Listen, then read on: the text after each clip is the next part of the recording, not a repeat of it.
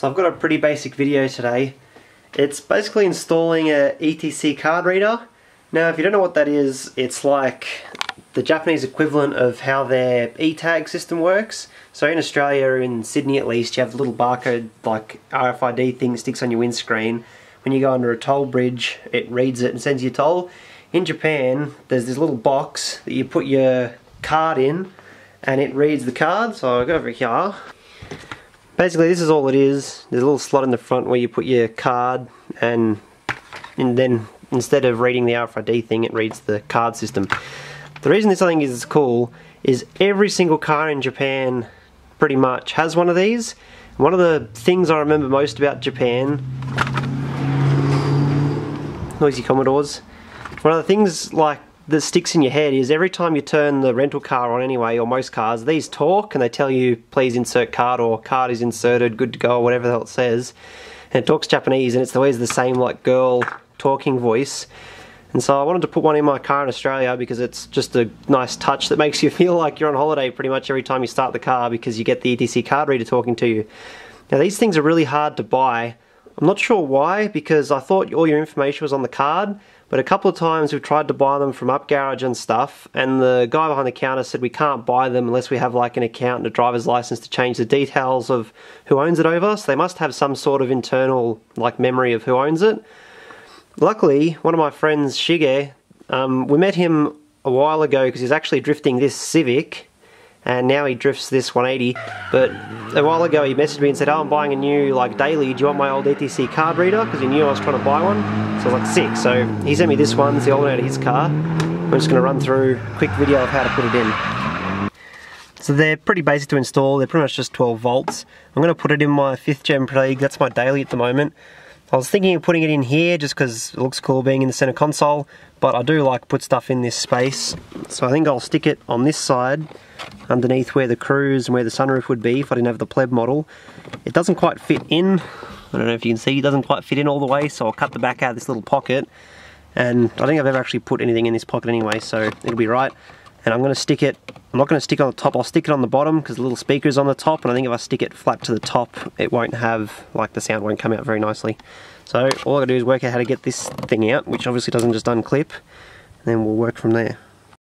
So after crawling around under the dash, looks like it is supposed to unclip, but I put my fingers back there and managed to push these little clips in and it came out pretty easy. So we'll put on the bench and cut the arse out of it. Just thought I'd mention this.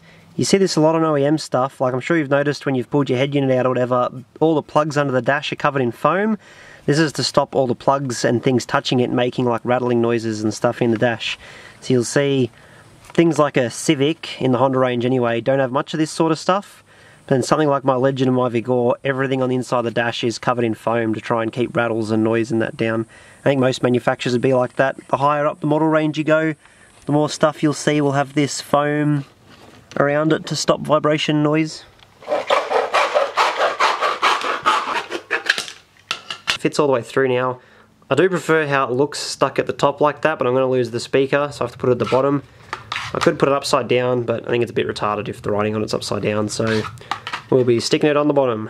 I'm just going to stick it down with double-sided tape. I got this 3M stuff that's really good. It's for sticking badges onto cars. It's pretty expensive because then you get this little slip of it, but it should stick pretty good and hopefully it stays put.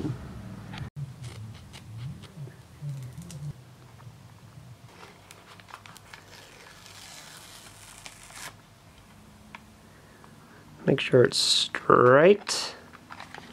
Here, looks straight enough. Kind of not in the middle, but I think that will do to the car. So this half of it's done. I'll just poke the wire up through here and stick this in. Then I've got to decide where I'm going to get the power from. Probably just pull it off the back of the cigarette lighter. The ETC reader does have, it's got a ground, a permanent battery power switch and an accessory switch. I'm not sure why it would need the permanent power because I don't know like what it needs to be able to do when your car's not on, but I was playing with it on the bench, like wiring it up using one or the other or none, and it seems like if I just put switched power to both of them it talks and turns on like it's supposed to, and that's really all I need it to do. So generally the cigarette lighter is a pretty safe place to draw power from because it's like got spare load assigned to it from the factory. On this car, this trim pops out. I bought some of these things the other day, just like cheaper eBay ones. So much better than using a screwdriver to do this, because you can use the nice big fat one. It doesn't put marks around all the plastic. Also, those of you that notice, I don't have a sunroof because I got the pleb one, but I have this carbon fibre, or fake carbon fibre trim. This is off my old VTIR I used to have, because this SI Prelude should have this like glossy plastic one. It looks like super cheap and shit, so I put my old VTIR carbon fibre one on.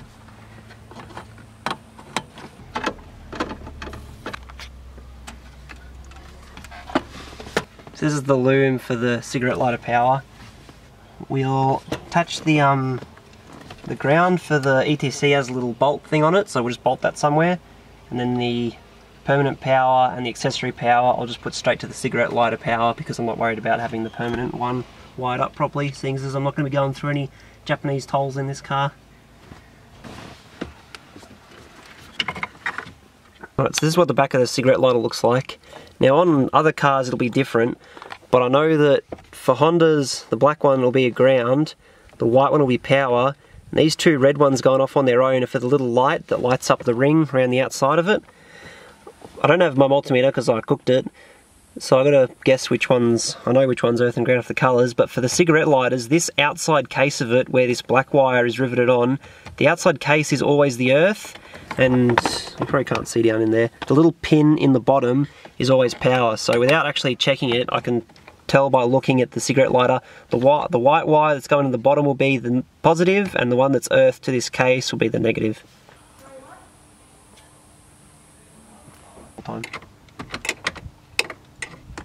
Twitch live streaming. This is wired up, quick dodgy overview. Accessory constant wired into the cigarette lighter, the ground stuck behind this bolt. Test run. There's the lights, it's alive. It takes it a second to wake up and actually say its thing.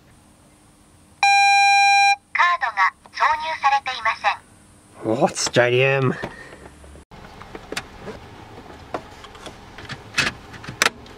Okay, so we're all done, wired up. I'll put this wire up with a cable tie in a minute.